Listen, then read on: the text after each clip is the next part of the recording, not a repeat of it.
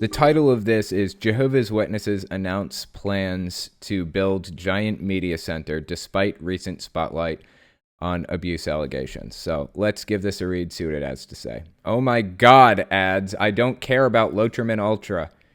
Go away, ads, please. I don't care about GMC. Oh my God, this is so frustrating. Oh, now it's playing sound. Now it's playing sound. I cannot possibly express to you guys how much I hate things that play random sounds into my ear while I'm trying to do something. Ugh, it's so frustrating. Oh my God. This is why I have YouTube Premium. So I don't have to put up with ads and the creators still get paid. Anyway, let's give this a read, see what it has to say. The Jehovah's Witnesses announced plans to build a 1.5 million square foot audiovisual production center in upstate New York, 2 miles away from the Witnesses' headquarters in Warwick. The organization plans to create more videos with parenting advice, I think it meant to say, despite a recent bombshell investigation alleging wide-scale child abuse and cover-ups.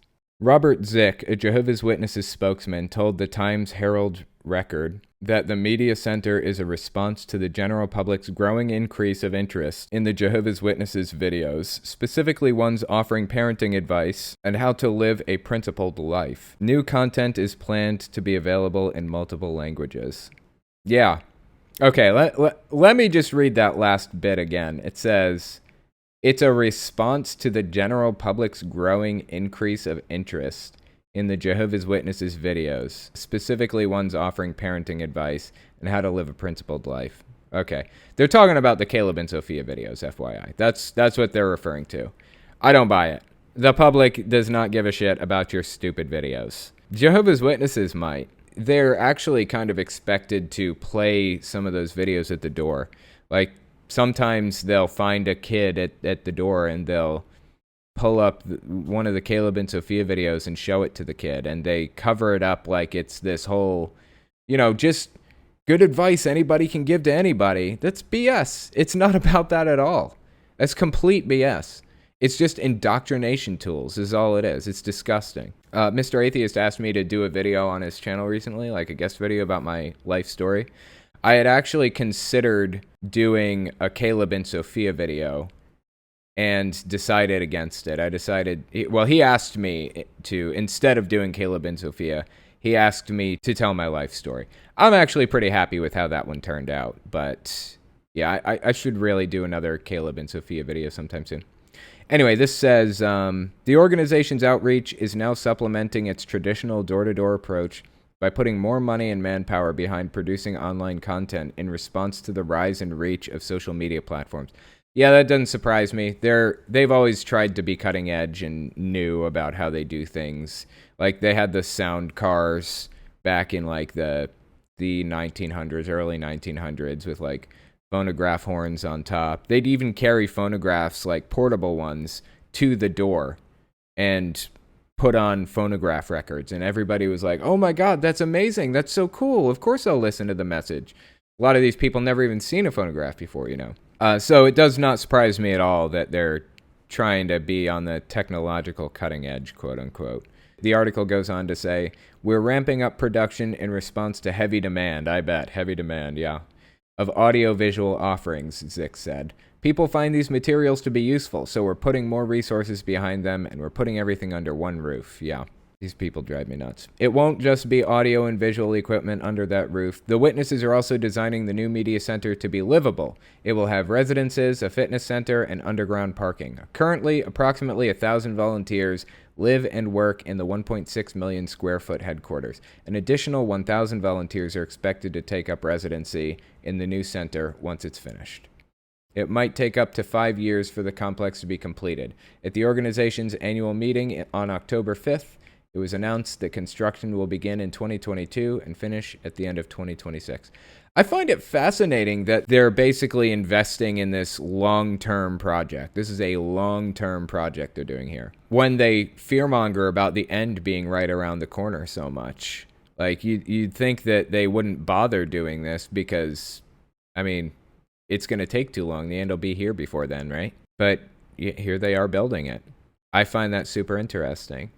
But notice here it said, the witnesses are also designing the new media center to be livable. It'll have residences, a fitness center, and underground parking. So it's basically a new Bethel, is what it is. They have a headquarters in Warwick that they built recently. That's basically where all of the Jehovah's Witnesses live, who do all of the work, the writing, the printing, the lawyers, the everything. They all live on this compound in Warwick. And they have another compound in Wallkill and a third in Patterson. So this is in Patterson, New York. All three are in New York. So this media center, I guess, I think, where did they say it was going in? Oh, it's just going to be 2 miles away from Warwick. So it's in Warwick, I guess. It's just 2 miles from their Warwick location. And it's just going to be right next to Warwick. It's going to be another Bethel. I've told this story before, but when I went to Warwick and Patterson to visit, like with Genetically Modified Skeptic, and we did the whole documentary thing, what creeped me out about the whole thing is that everything was so closed off. Like it was a compound. It was just a straight up compound is what it was. It was really, really creepy. There were gates that there was a guard tower, and the gates they had to let the gate up to get in.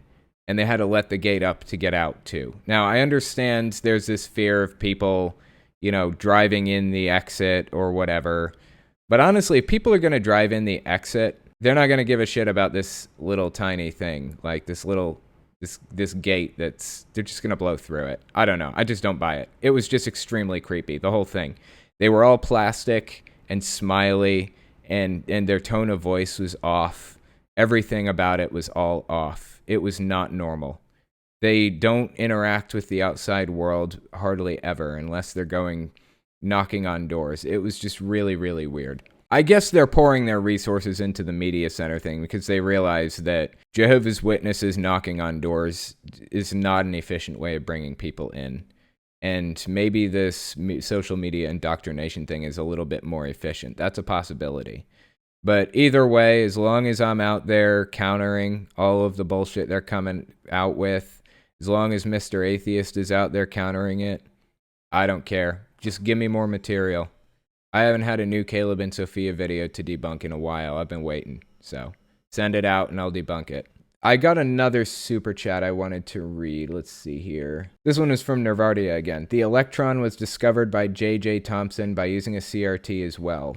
Cathode ray tube. CRT stands for cathode ray tube. There's a plus VE charged plate on the tube, which pulls negative VE charged ions towards it. Super interesting. I know a little bit about like CRT TVs and how they operate and stuff, just because I'm into retro gaming and other reasons like that. But yeah, that's pretty cool. Appreciate the super chat. Very, very interesting. And one more. There's a comment from We of Little Faith, who said they're going to go bankrupt before this media center is complete. I hope so, but I honestly don't know. They're very, very smart when it comes to moving money around. So you got to factor that into it. It's kind of concerning. But you know what? Like I said, as long as they're alive and pushing their propaganda, I'm going to be here pushing right back.